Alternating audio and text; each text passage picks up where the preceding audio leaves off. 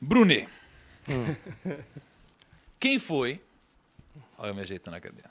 Quem foi, na sua opinião, o maior especialista em lidar com pessoas na história da Terra? Apesar do meu background, minha formação ser teologia, então a minha resposta parece óbvia por isso, mas não é. É óbvia porque eu gostaria de trazer alguns fatos que provam o que eu quero dizer, que o maior especialista que já passou nessa terra em pessoas foi Jesus. Não estou falando aqui do Jesus Deus para os cristãos, estou falando do Jesus homem que passou pela terra e quem não acredito que ele é Deus é porque eu sou ateu. Ótimo, mas não tem como lutar contra a história, que ele passou 33 anos na terra, passou. Então, esse Jesus homem foi um especialista em pessoas e eu quero provar, o maior de todos, tá? Ele acreditava nas pessoas mais difíceis de você levar a sério. Entendeu? Ele conseguia jantar com o homem mais rico de uma cidade à noite e de manhã estar almoçando com uma prostituta que ninguém dava valor numa época onde o machismo liderava. E estou falando de Oriente Médio há 2000 anos atrás. Estou falando de um Hoje já é complexo. Hoje já é complexo. Mas, então, ele valorizava as pessoas, ele via o futuro das pessoas, ele acreditava, ele dava oportunidades que provavelmente a gente jamais daria para as pessoas.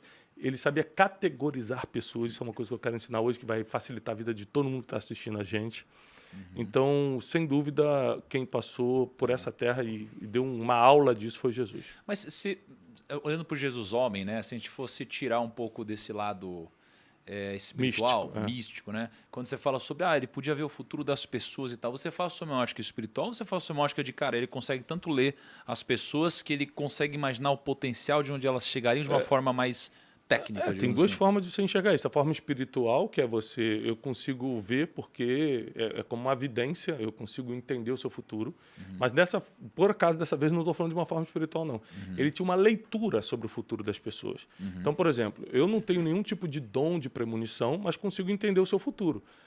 Tem variantes aqui que podem acontecer. Por exemplo, eu não sei se você vai viver até lá. Você pode morrer, não tem um controle sobre morte, vida e morte.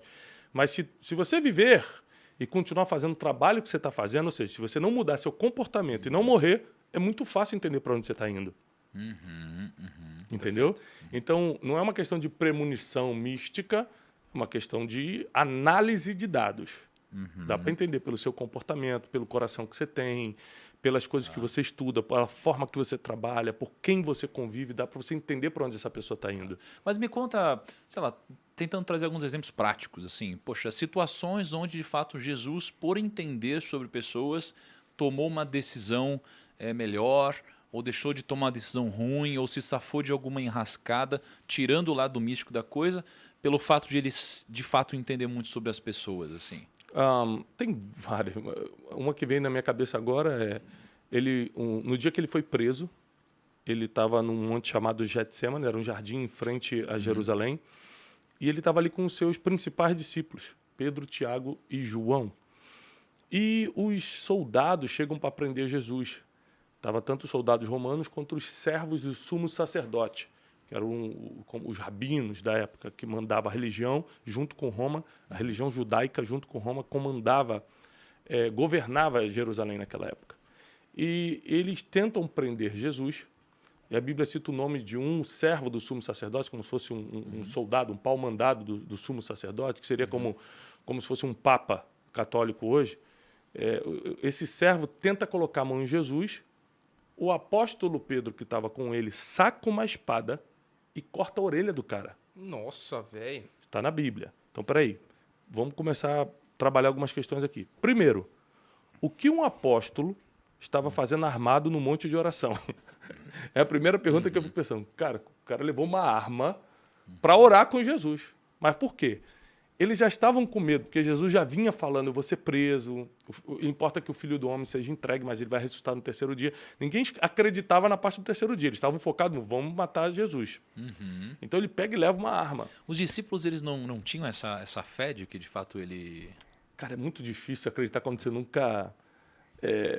nunca viu algo parecido, né? Como assim? Vai morrer, vai ressuscitar e vai reinar para sempre. Cara, nem os discípulos acreditavam nisso, né? Não é que eles não acreditavam, mas eu acho que as peças não se encaixavam. Não é por falta de fé, mas porque as peças não se encaixavam. Imagina você ter que acreditar numa coisa que você nunca viu na vida. É difícil você entender. Às vezes não é falta de fé, é falta de imaginação mesmo. Você não consegue entender como isso pode acontecer.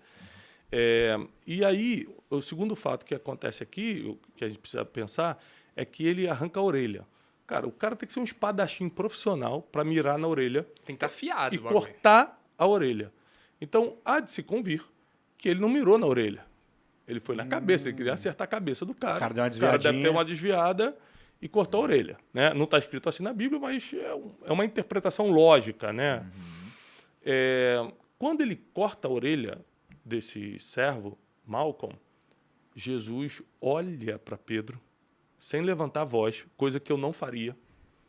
Eu sou um cara que, por exemplo, quando eu quero corrigir alguém, eu não vou gritar, mas eu vou levantar a voz. Levantar a voz não vou falar nesse tom de voz. Eu vou falar, ô negro, já vou dar Uma entonaçãozinha mais eu vou dar uma grave. entonação de tô te chamando a atenção. Jesus manteve o mesmo tom de voz. Abaixa, pega a orelha do cara.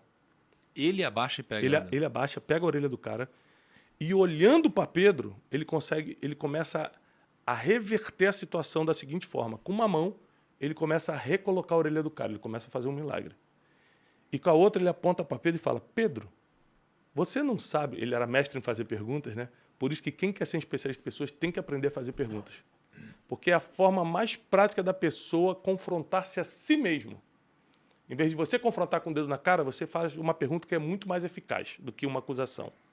Então Jesus olha para Pedro e fala, Pedro, você não sabe que quem vive pela espada vai morrer? Então ele faz uma pergunta que já é, olha o que você está fazendo, você está plantando e vai colher, hein? Viu como você não tomou a atitude certa? Ou seja, sem repreender, ele repreendeu com uma pergunta. Você não sabe que quem vive pela espada vai morrer? Então a Bíblia diz que Pedro larga a espada, reconhece o erro e Jesus vai lá, cola a orelha do cara.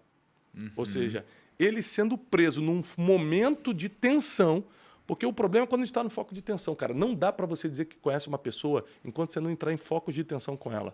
Por exemplo, quando a gente vai negociar, a gente está num foco de tensão. Então, você conhece muito uma pessoa quando está negociando com ela. Quando tem dinheiro envolvido, o foco de tensão mental aumenta.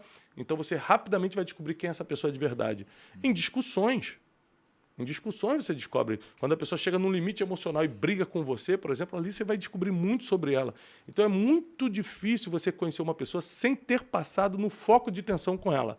Eu estou vivendo há 10 anos com meu colega de trabalho, ele é maravilhoso. Mas vocês já tiveram uma crise, vocês já brigaram, vocês já passaram por algum problema, você já pegou dinheiro emprestado e não pagou? Alguma coisa que gere um foco de tensão entre vocês dois? Não, então não diz que conhece. Às vezes você está conhecendo só o lado bom da pessoa. E Jesus, ele mostrou todos os lados dele, tanto da parte boa, tanto quando a situação era boa, quanto quando a situação era ruim, e todos os lados deles era bom. Mesmo durante o foco de tensão. Isso é muito interessante que o Bruno falou, cara, porque às vezes a gente passa tanto tempo na empresa, né? Então a gente passa às vezes 14, 15 horas junto. E aí a gente acha que a gente se conhece. Né? Só que, cara, às vezes é uma situação desesperadora ou de crise para a pessoa mostrar de fato quem ela é. E a gente, às vezes, quer formar a nossa opinião sobre alguém olhando para os 99% de tempo que a gente passa junto com ela. Enquanto a nossa opinião deveria ser formada pelos 1% de tempo mais estressante que acontece entre nós.